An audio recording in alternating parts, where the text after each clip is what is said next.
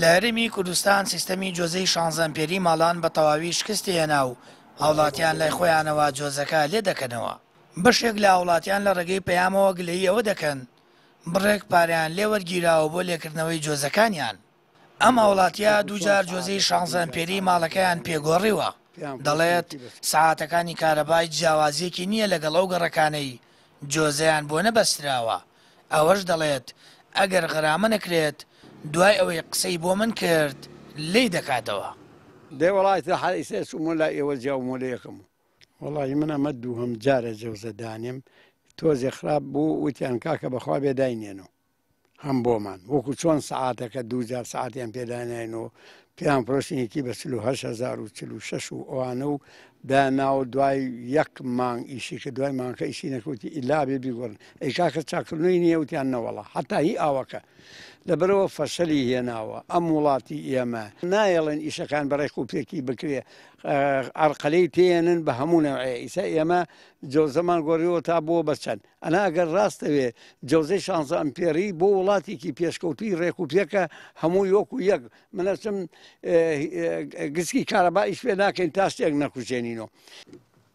سەردانی بەڕێوەبەرایەتی گشتی کارەبای هەڵەبجە دەکەین و بەڕێوەبەری کارەبا دەڵێت هاوڵاتیان دەتوانن جۆزە 16 ئەمپێریەکانیان لێ بکەنەوە، بەڵام دەکرێت ماوەیەکی دیکە چاوەڕوان بن تا کۆنتترۆلی کارەبای پارێزگای هەڵەبجە دەگەڕێتەوە لای خۆیان و ئەو کات لە ڕێگەی تیمەکانی بەڕێوەبەرایەتیەکەیانەوە ماڵ بە ماڵ دەگەڕێن و جۆزەکان لێ دەکەنەوە. بەرنمەیە بۆ توانین بڵێن سەرکەوتو نەبوو لە هەرێمی کوردستانە لە بەتایبەتی لە پارێزگای سلێمانیە کە جێبەجێ کرا چونکە نەتوانرا بەردەوامی پێ بدرێ.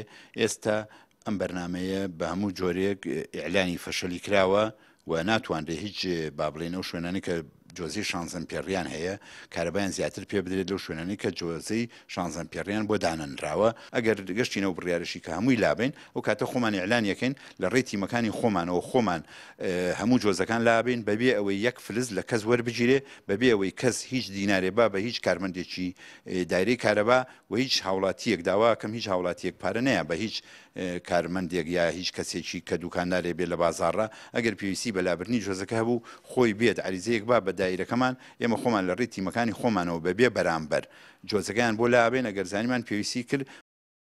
سەنتەری قەزای ناوەندی هەڵەبجە نیوە زیاتری جۆزەی 16 ئەمپێریان بۆ دانراوە. لە دوای خراپبوون و کەمبوونەوەی سەعاتەکانی کارەبا هاوڵاتی سەرپشک کراوە بە لێکردنەوەی جۆزە 16 ئەمپێریەکەی.